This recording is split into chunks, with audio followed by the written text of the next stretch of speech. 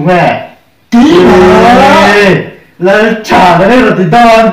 rồi mới cả là luôn một cái gì lòng cắt lẩu giá chứ à vì vẫn tăng cả in vì tăng càng tu thom nó sẽ hết phèn tóc này chứ tham ui nuông thấy ông nghe đầu chỉ đơn đấy là cái pro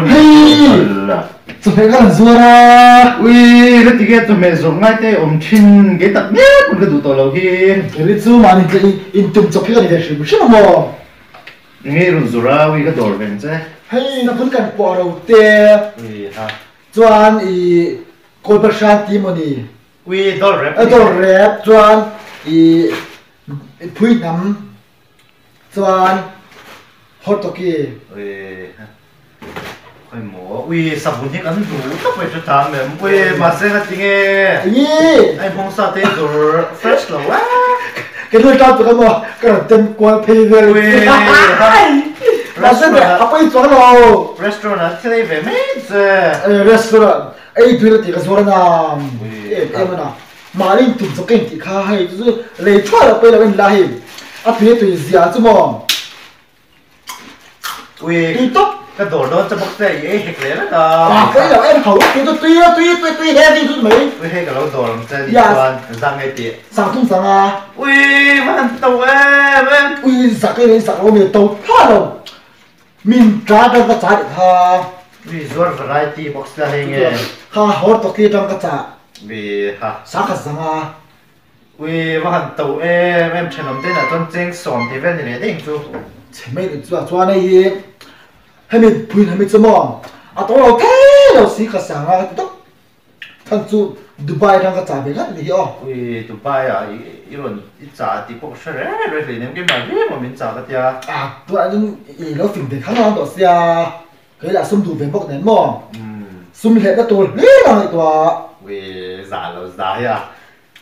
啊，全做人一番长讲，一边同头的去那嘞， ui hay là hiện tụi mày thu bèn thế 嘿，那都土边儿。 cái mà me myself and I 哎，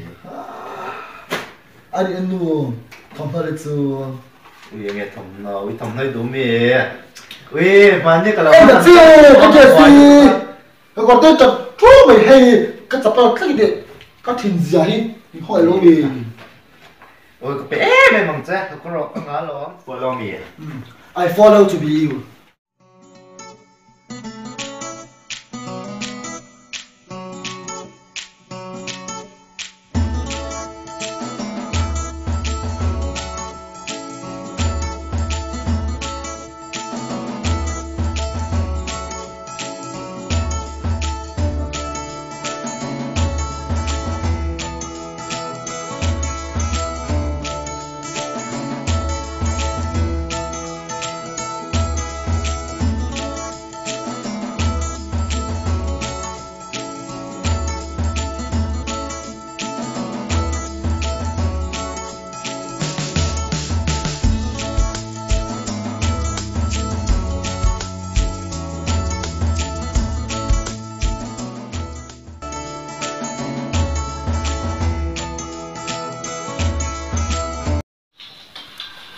ui ha where's my showroom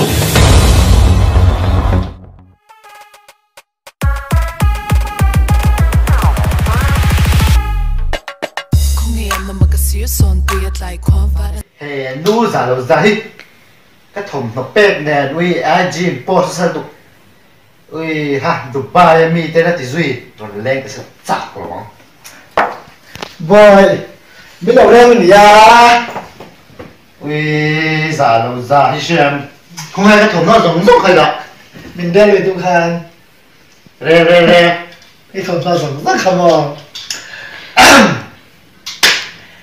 cái thùng nó giống cái hàng rất là cho cái này ui bà khát bớt tàu ra cái xem brand cái gì hả Dubai mi anh sao mà nghe bạc kha ui xì cái đó cái gì hả mình hả cái gì mua anh sao nghe cổ chú anh sao nghe gì re hay sự kiện hay mua sự kiện này là sự kiện cái gì ui ha I can't believe it bây tục sorry boy không hả không đâu don't trust me rồi okay rồi tổng xuống chạy 前面你就他走撞着，哎呀，你说他长得贱呗！你咋个？你咋个？你前面你就。